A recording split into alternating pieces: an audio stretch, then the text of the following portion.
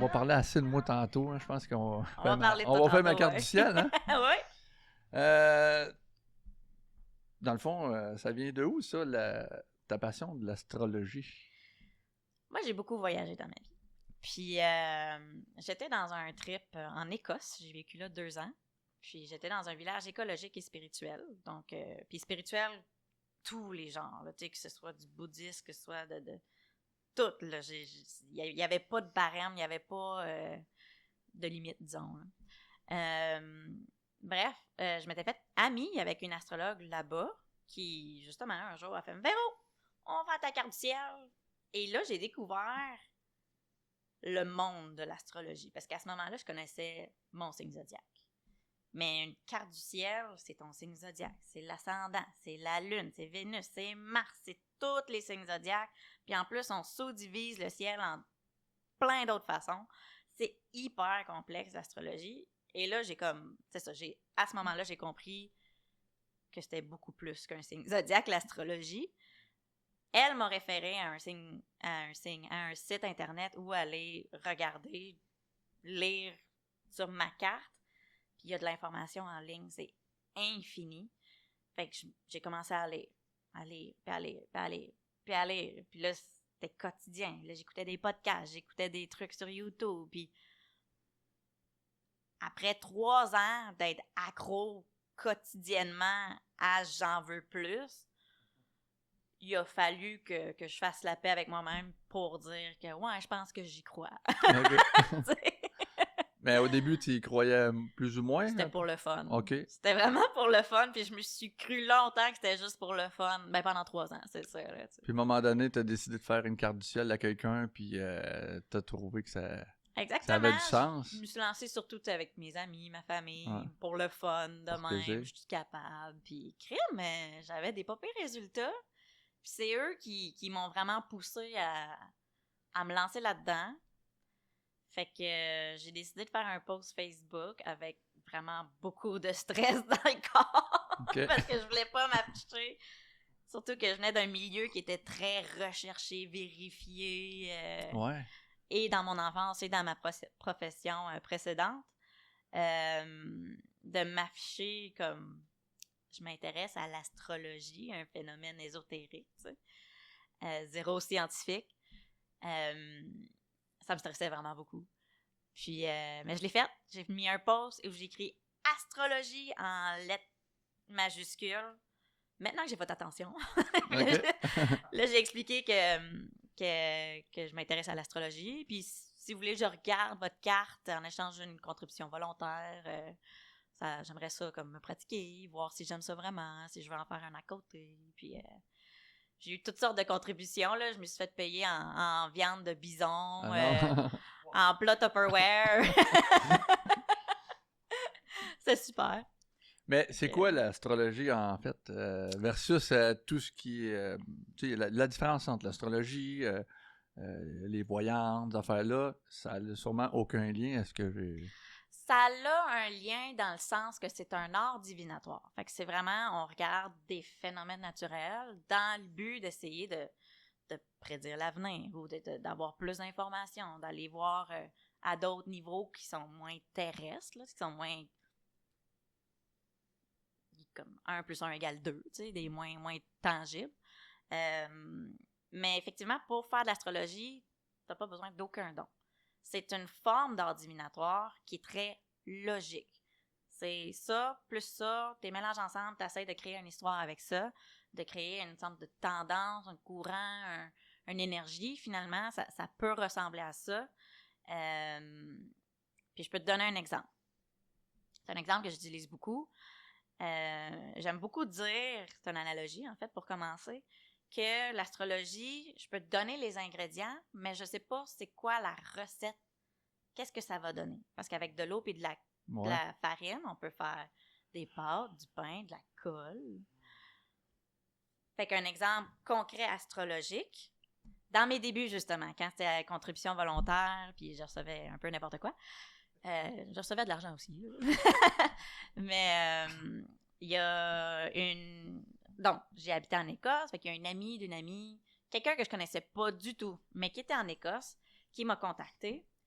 Puis à cause du changement, l'horaire, là, dans le fond, le changement d'heure, puis nos horaires personnels, on n'avait jamais réussi à trouver un trou où on pouvait s'appeler via Messenger, en ligne, dans le fond, pour faire la carte. Fait qu'elle m'a dit, envoie-moi des messages vocaux, ça va être bien correct comme ça. Et ça me stressait. Déjà que je n'étais pas encore convaincue que j'étais bonne, capable. Là, en plus, je la connais pas du tout. Puis je vois aucun de ses réactions. Fait que j'y vais vraiment comme dans le vide, là. Je capotais.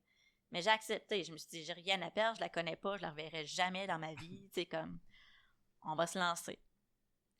Fait que là, juste dans la portion où je parle de sa carrière, qu'est-ce qu'elle fait comme carrière, je lui dis, bon, toi, dans le fond, c'est toi le centre de l'attention dans ta carrière. Fait que, il y a beaucoup d'artistes, des chanteurs, des acteurs qui ont ce symbolique-là dans leur carte, fait que c'est toi le centre de l'attention. Ça peut être aussi comme au privé, tu sais, quand tu cherches un professeur de piano, il veut qu'il soit bon, il faut que ça soit lui. Fait que toi, c'est toi le centre de carrière. C'est toi qu'on recherche en tant qu'individu. Les gens viennent te voir parce qu'ils veulent changer leur quotidien. Ils veulent changer leurs habitudes. Il faut que ça change. Peut-être que tu te blesses souvent aux mains, à la tête. Puis ils se confient beaucoup, les gens aussi, quand ils viennent te voir. Ils viennent se confier. Fait que j'ai aucune idée qu'est-ce que tu fais comme métier. Qu'est-ce que tu penses qu'elle faisait comme métier? Je te lance la balle. Ben, je pense que j'ai la réponse, mais vas-y. Ou tu l'as déjà entendu ailleurs? Ouais, parce que je l'ai déjà raconté ailleurs. Ok, c'est bon. Ben, elle était coiffeuse. Donc, les gens se confient, les coiffeuses. C'est ça. Il n'y en a rien d'autre à faire que de jaser. Elle se blesse à la tête. Elle coupe les cheveux de la tête. Donc, elle n'est pas blessée, mais c'est quand même des coupures à la tête. Puis là, c'est connu que les coiffeuses se coupent souvent aux mains. Si tu te fais raser la tête du jour au lendemain, les gens réagissent très différemment quotidiennement à toi, ta personne, surtout en tant que femme, disons. Puis, c'est quoi l'autre chose que j'avais dit? C'est elle le centre de l'attention. Quand on trouve notre coiffeuse, on veut la garder. Ouais, c'est ça. Notre coiffeuse, tu sais. Fait que je capotais là, de ce résultat-là. Est-ce que c'est là que tu t'es dit, ben, hey, je pense que j'ai de quoi, là, tu sais? Ben là, à force d'avoir des bons résultats. Des bons résultats, j'ai commencé à croire que j'avais peut-être quelque chose, là, ouais. Puis, des fois, tu dois faire affaire avec du monde qui sont peu réceptifs à ça. Absolument. Ouais. La meilleure façon d'aller voir quelqu'un qui fait de l'astrologie, c'est contre-intuitif, mais c'est de tout raconter. Parce que nous, plus on a des informations, des détails de l'histoire, plus on est capable de faire des liens dans la carte du ciel. Parce qu'il y a possibilité d'aller chercher toutes les informations, mais c'est quand même avec des symboliques qui se répètent. Donc, avec un chemin, tu es capable de dire, bon, ben tel détail, probablement qu'il va évoluer comme ça, tel détail va évoluer comme ça, tel détail va évoluer comme ça. Donc, le résultat qu'on va avoir plus tard, c'est ça. Mais si je pars avec rien, je reste super large parce que toutes les possibilités possibles sont infinies aussi avec autant de symbolique. Fait qu'en fait, l'idée, c'est plus tu me donnes de détails, plus je suis capable d'aller loin, précis, dans le détail de ta vie et creux dans l'histoire, en fait. Ouais. Puis l'horoscope, tu sais, quand on lit l'horoscope dans le journal, c'est-tu la même chose? C'est basé avec ça? L'horoscope. Premièrement, si vous regardez l'horoscope, vérifiez que c'est un astrologue qui l'a écrit. OK. Parce que je ne nommerai pas une source, mais je sais qu'il y a un journal local ici dont l'horoscope est pigé dans un tiroir. OK. Donc, vraiment, vérifiez qu'il y a quelqu'un qui signe astrologue le nom.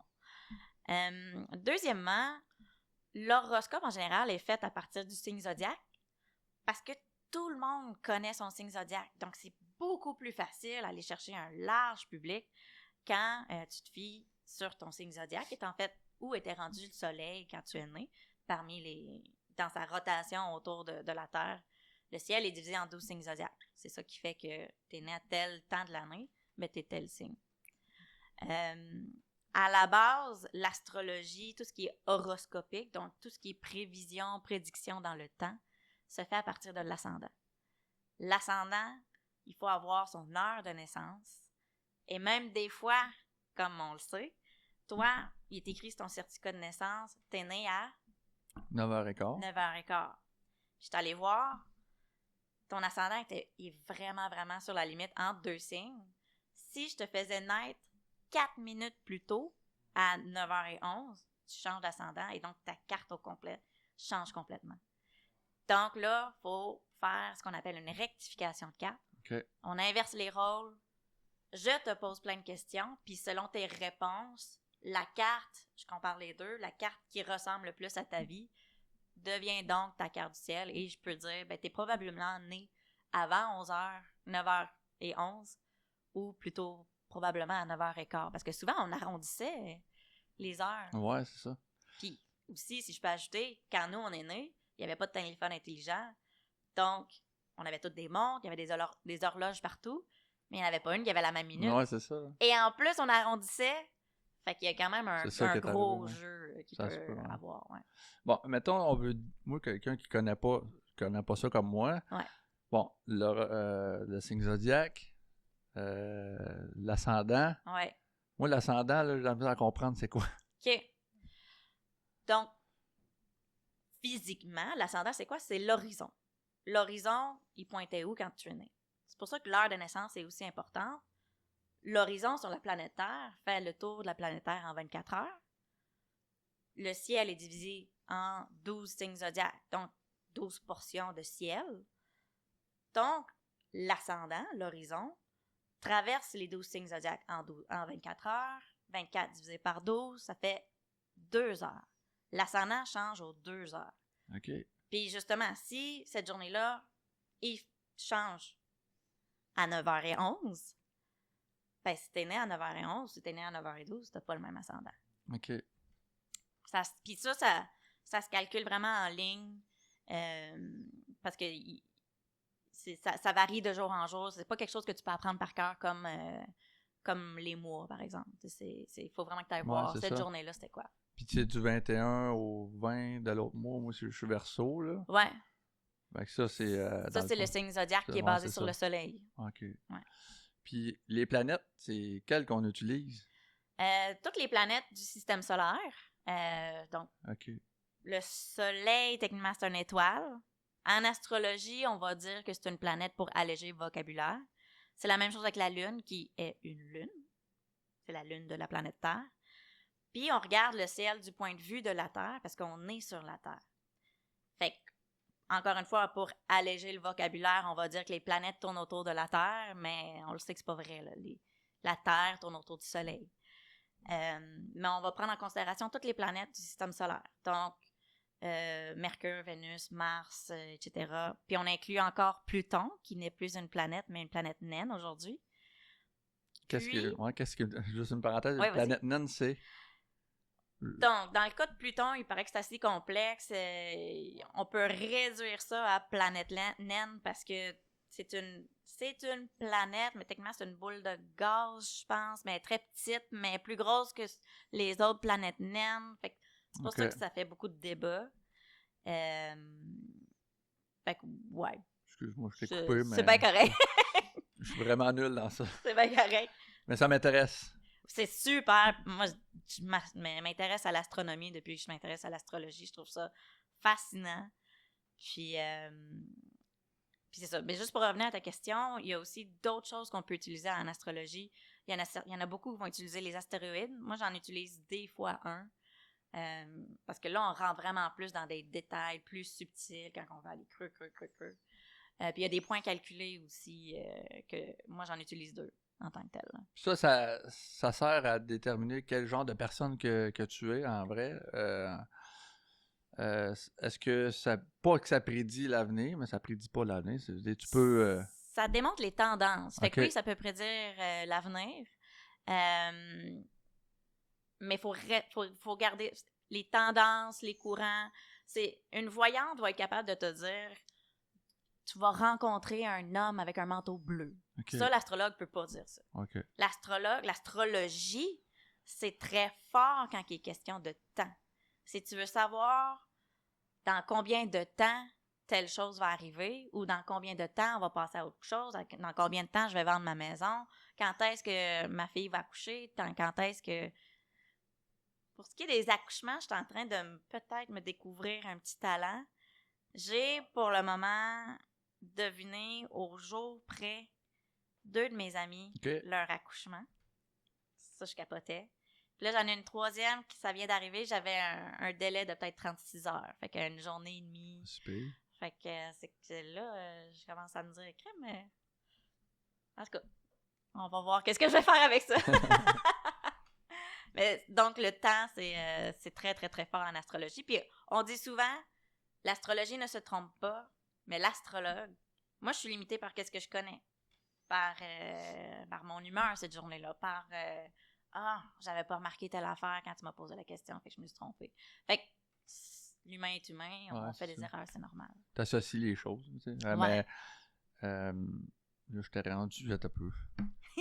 Non, mais parce que c'est beaucoup d'informations qui rentrent, là, j'essaie de comprendre, là, parce que c'est vraiment nouveau. Tu sais, moi, dans ça, je me situe entre... je crois pas que je crois. Je crois pas... j'y crois, mais sceptique un peu, mais en tout cas, entre les deux, je suis entre les deux, moi. Mais tiens, tu crois à quoi? Si je peux me permettre de te poser la question.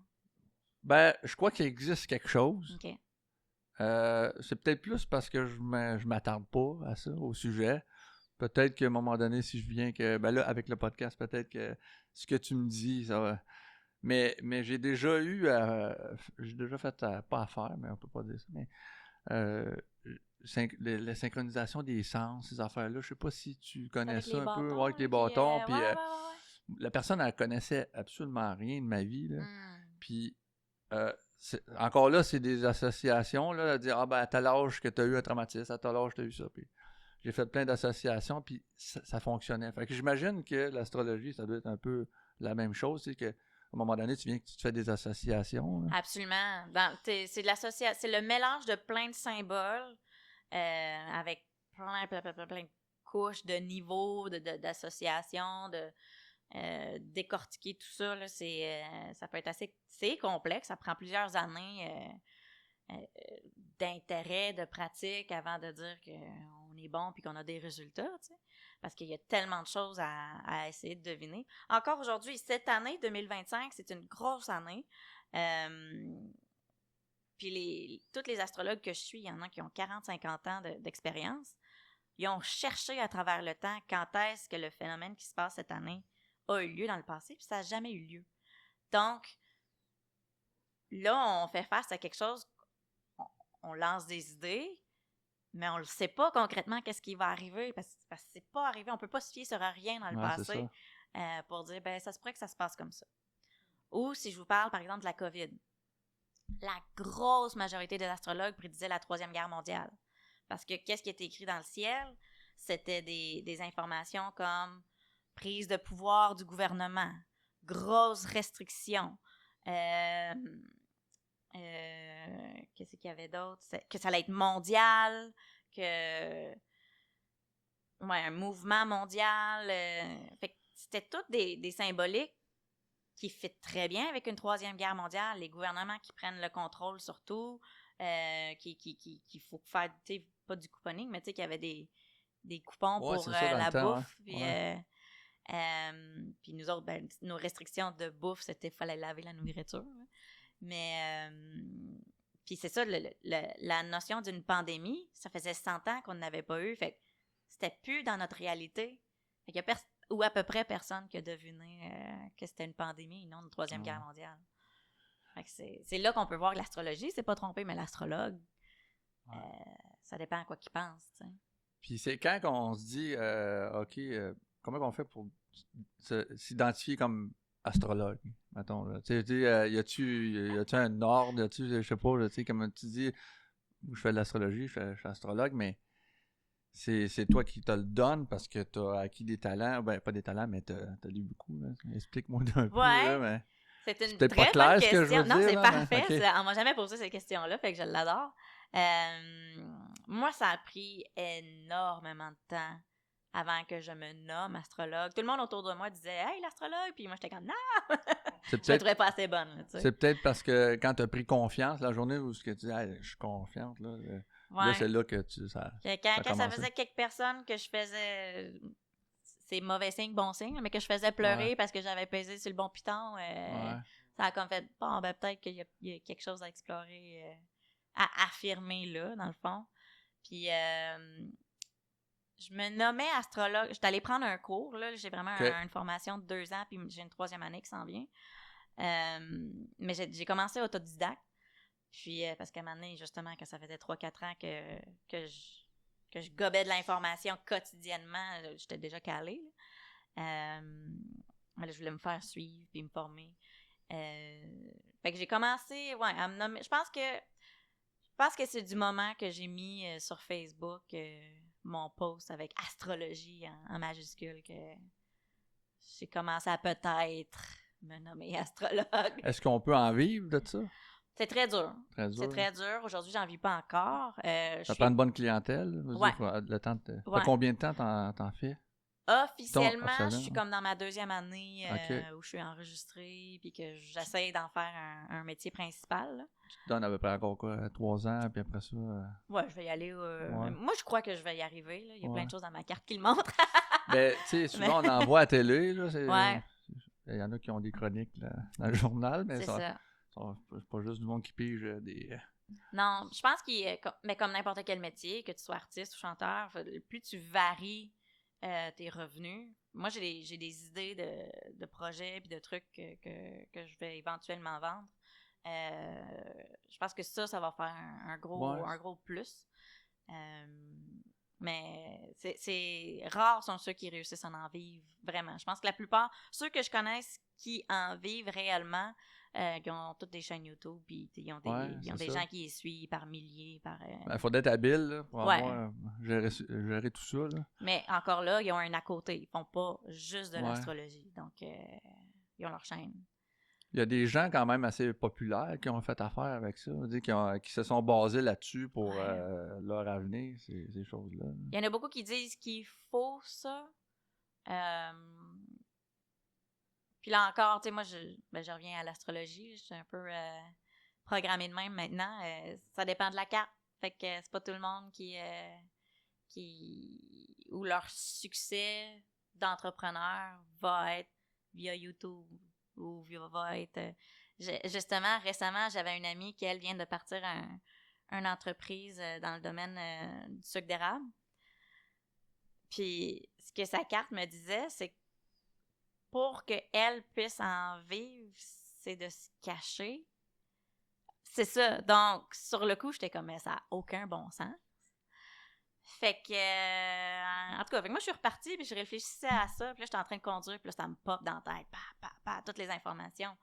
Puis là, j'ai envoyé plein de messages vocaux, puis j'étais comme, « Hey, mais tu sais, tu m'as raconté que là où tu as eu le plus de ventes, c'est quand c'est quelqu'un d'autre qui a vendu tes affaires dans son magasin. Ou quand c'était à l'Halloween, une des festivités, parce que c'est caché, mais invisible, ou tu sais, tout ce qui est comme fantôme. L'Halloween, c'est super fantôme. Elle a super vendu à ces moments-là. Fait que j'étais comme, fait que oui, toi, ton entreprise va gagner de l'argent si tu passes par la porte arrière de d'autres gens. Si toi, tu te caches ironiquement, ou si tu vas dans des milieux qui sont, eux, cachés, comme là, j'ai pensé peut-être à Bicoline, tu sais, que c'est un milieu très niché, mais que donc c'est pas tout le monde qui va là, ou tu sais que... Puis là, elle m'est revenue avec plein de messages. Ben, je suis allée l'année passée, puis c'est vrai, ça a été un gros succès, puis puis tout faisait du sens. Puis en plus, c'est le même qu'elle est le plus confortable pour faire son entrepreneuriat. Fait que j'ai bien hâte de voir où ça va aller, son affaire. C'est impressionnant. Hein? Là, tu es une jeune entrepreneuse là-dedans. On dit-tu entrepreneuse ou entrepreneur? Je pense que c'est entrepreneur. Jeune. Mais on va aller à la pause. Hein? Ça fait déjà 20 quelques minutes. Là. On va présenter nos commanditaires, nos partenaires. Puis c'est important dans le podcast pour qu'on puisse continuer comme ça. Fait que, on revient après la pause. Super.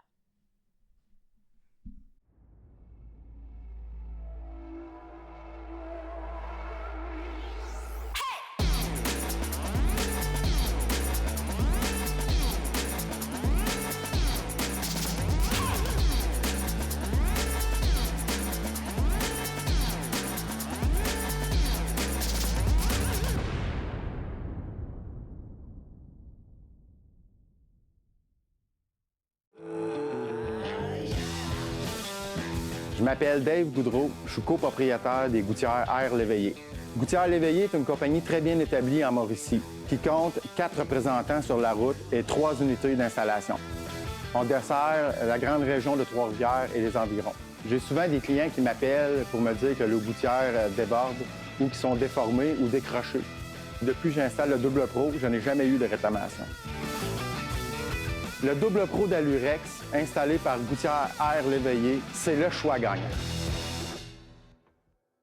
Mais, tu sais, mettons à la maison, là, souvent, mes enfants sont turbulents, ces affaires-là, puis là, je me dis, Caroline, il y a de quoi qui se passe, il y a de quoi dans le ciel, puis là, ben, tu regardes, là, puis c'est la pleine lune. Pourquoi que ça a un impact sur le corps humain, ça, la pleine lune? Il y a plusieurs théories. La plus répandue, qui est à ma connaissance, n'est pas fausse. C'est que la Lune a un effet sur les marées, sur l'eau. La Terre est faite de 70% d'eau. On est fait de 70% d'eau, donc veut pas, si ça se trouve, on vibre comme à un autre niveau, une autre fréquence.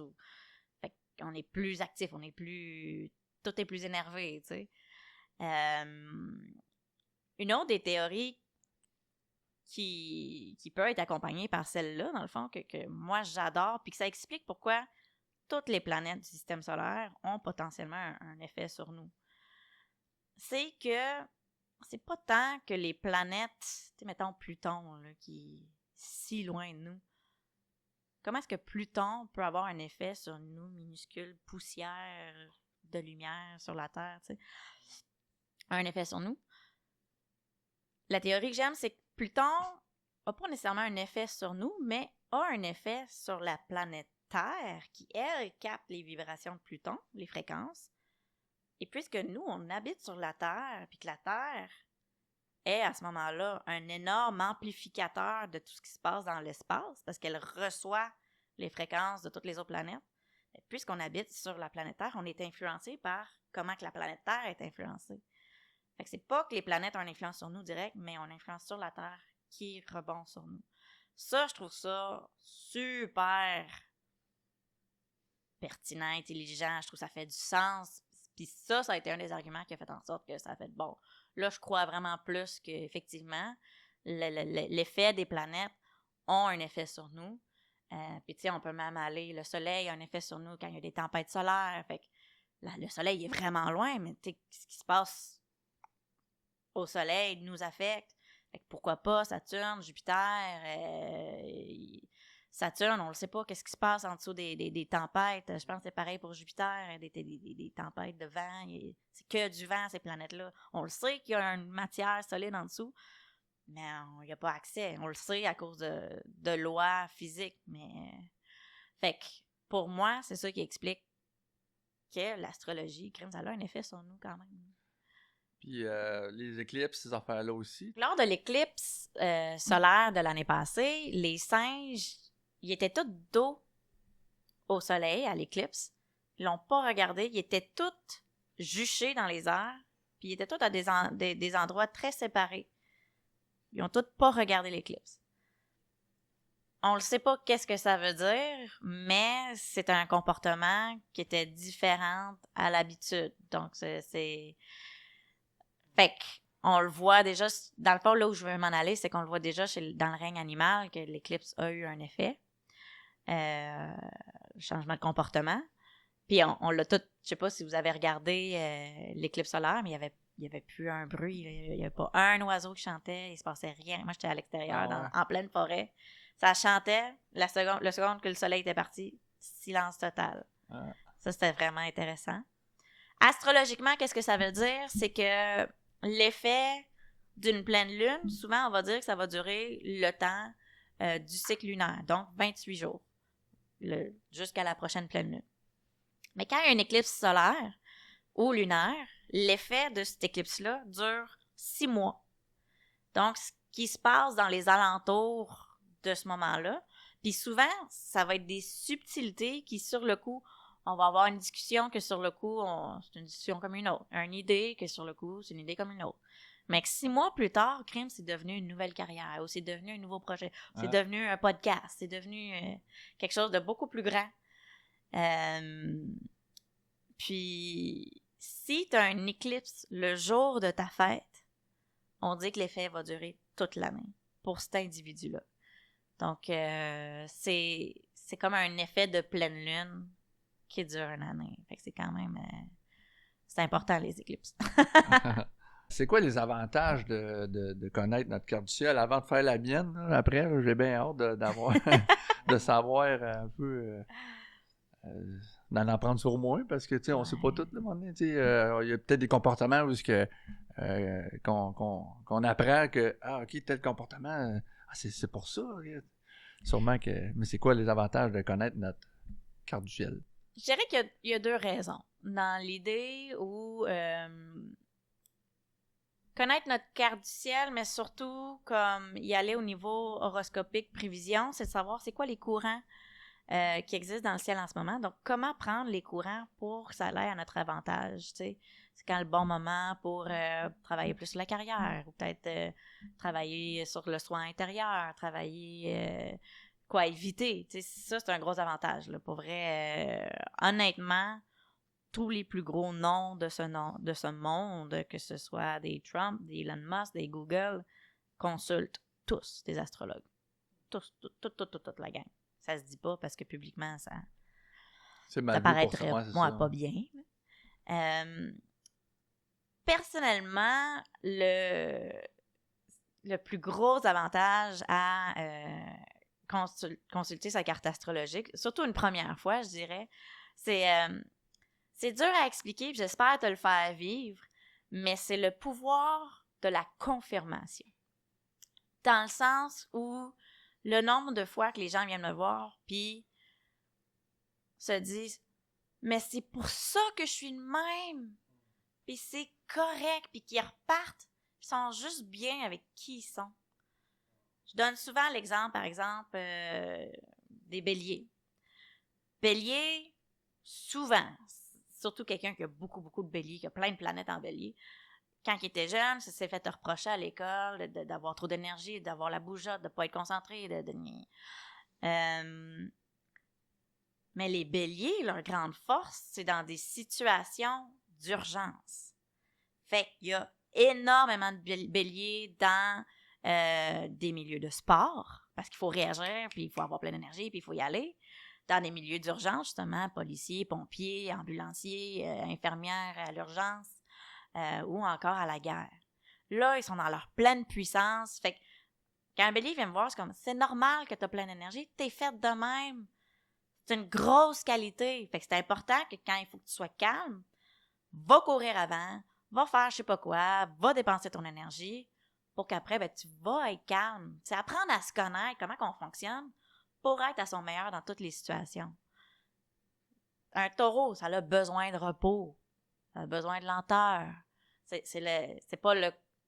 Dans ce sens-là, c'est le contraire de bélier, mais ils ont d'autres choses en commun. Chaque individu est différent, puis de se faire reconnaître dans qui ils sont, puis de se faire dire t'es parfait comme tu es, c'est une énorme force. Les gens ressortent de mon bureau, là, puis ils brillent, ils sont dans leur puissance unique, là, authentique, individuelle, que personne d'autre est comme eux aussi. Parce que, un fait intéressant, les planètes tournent autour du Soleil, donc les planètes ont un lien avec l'âge du Soleil d'une certaine manière. De toute l'existence du Soleil, de sa naissance jusqu'à sa mort, les planètes ne vont jamais être à la même place 2 fois de suite. Fait que chaque instant est 100% unique. Et c'est pour ça que la carte du ciel de chaque individu est 100% unique également. Ben, on peut prendre une petite pause encore, mais après ça, on revient avec ma carte du ciel. Oui. Ça te tente? Oui. Parfait. Merci. Plaisir. J'ai réussi à trouver mon ascendant. Ça a été long et compliqué, mais j'ai fini par faire un choix tranché. Je suis pas une personne facile. J'ai vu ça. Mais, donc, on a reculé ton heure de naissance de 4 minutes. OK. Ce qui fait que tu es maintenant né à 9h11 le matin et que tu es ascendant poisson. OK. Parce que c'est vraiment la carte qui ressemblait le plus à ta vie, selon tes réponses, puis les questions que je posais. Ça veut dire? Ça veut dire quoi? Donc, t'es ascendant poisson, ton soleil, qui est ton signe zodiaque, est Verseau, ça tu le savais déjà. Ouais. Puis ta lune est en Sagittaire. Fait que ces 3 éléments-là, à la base, ont tous le même poids. Fait qu'on pourrait dire, à la limite, que t'es autant poisson, que t'es Sagittaire, que t'es Verseau. Mais tout ça dépend aussi de combien de planètes accompagnent chacun des éléments. L'ascendant, il est tout seul en poisson. Ta lune est accompagnée de Neptune dans cette section-là de la carte du ciel. Chaque section... Là, OK, là, je suis en train de sauter du coq à l'âne. On va s'en tenir pour garder ce cours. Puis ton soleil, ben il y a 2 autres planètes qui sont là, puis un point calculé. Là, le point calculé, j'en parlerai pas aujourd'hui. On va aller vraiment ailleurs.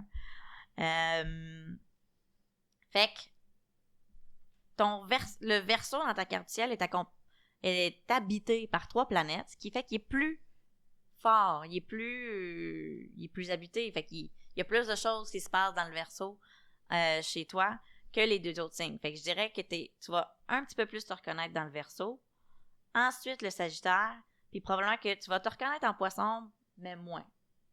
Fait que je vais commencer par le Poisson, puis on va finir avec le Verseau, là où tu vas te reconnaître le plus. Parfait. À mon avis. Fait que l'ascendant, c'est le côté de toi qui paraît dans le monde. Première impression, comment tu t'habilles, qu'est-ce que les gens pensent de toi comme première impression, je l'ai déjà dit.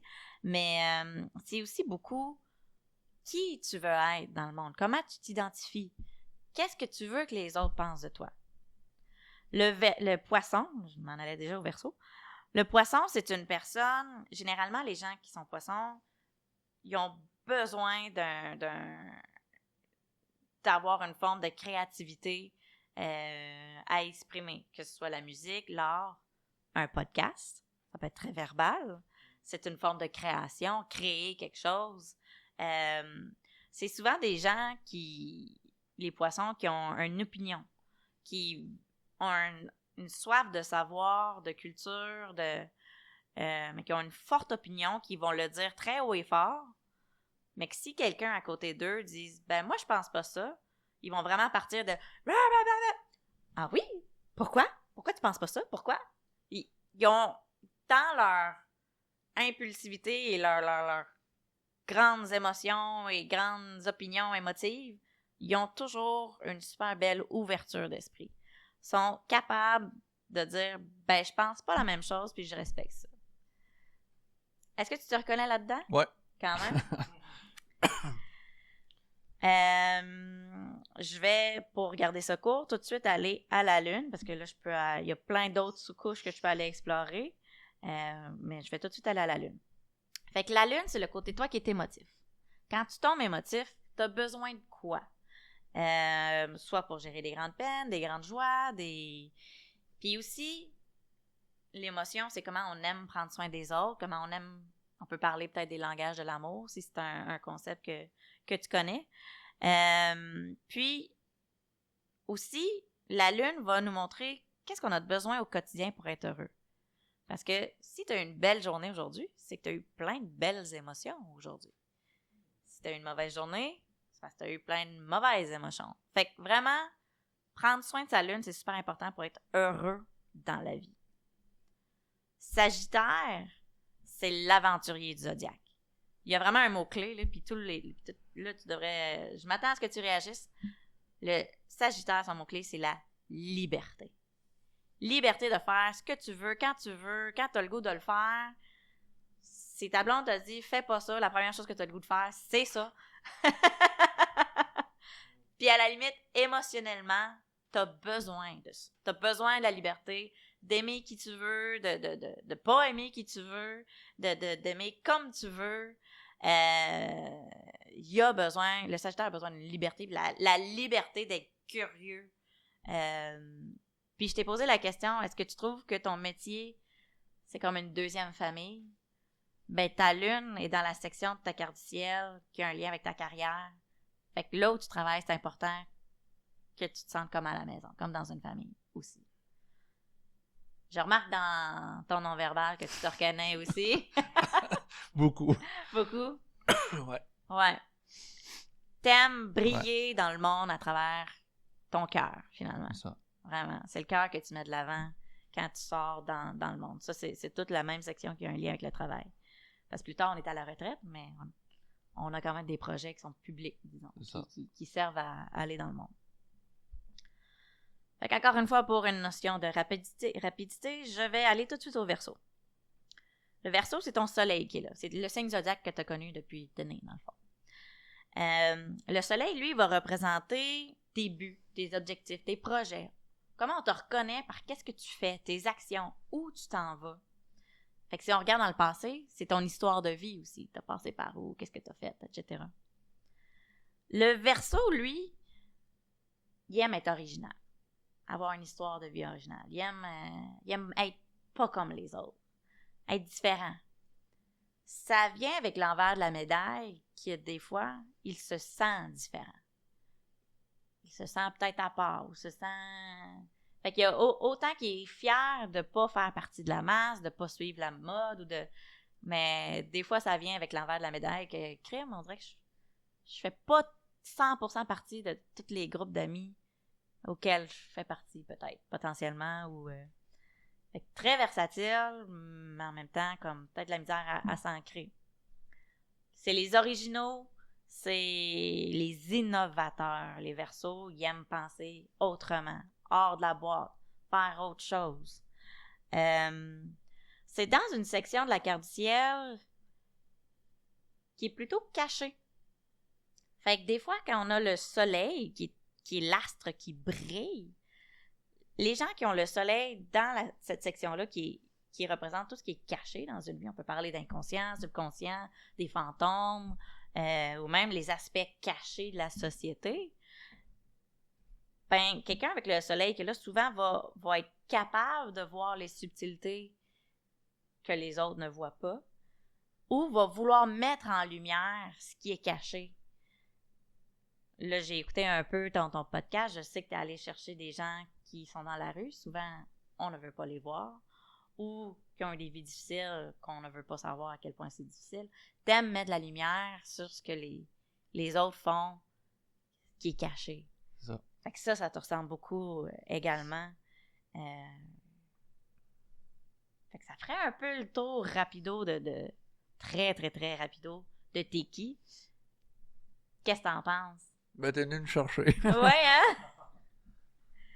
Ça dévoile une carte du ciel. C'est pour ça que, comme je disais un peu plus tôt, quand la caméra tournait pas, je demande si quelqu'un veut savoir c'est quoi la carte du ciel de quelqu'un d'autre, je refuse à moins d'avoir l'autorisation explicite de cette personne-là, parce que ça peut aller chercher bien loin. Tu l'as vu dans mes yeux, hein? Ouais. Ben là, écoute, je sais pas comment finir ça, là, mais si on veut faire affaire avec toi, si on va aller te voir, on va où? T'sais? La meilleure façon de me contacter, c'est vraiment via ma page Facebook. C'est là-dessus que je réponds le plus rapidement. J'ai un numéro de téléphone au bureau, donc je prends les messages une fois de temps en temps. C'est le 819-293-3232. J'ai aussi un compte Instagram qui n'a pas grand-chose dessus. Je suis encore en train de le monter, là. C'est vraiment les meilleures façons. Vous pouvez m'écouter à la radio via 90.5. J'ai plein de choses sur ma page Facebook à regarder si vous voulez en apprendre plus sur moi. Rosastre. Rosastre, oui, Ouais, c'est vrai. On m'a presque pas nommé depuis le début, en plus. Je t'appelle par ton nom. Parce que... Parfait. Écoute, il y a des gens qui sont venus me chercher dans le podcast à plusieurs reprises, mais je pense que tu as été chercher quelque chose. Merci. Yes. Merci, à la prochaine. À la prochaine.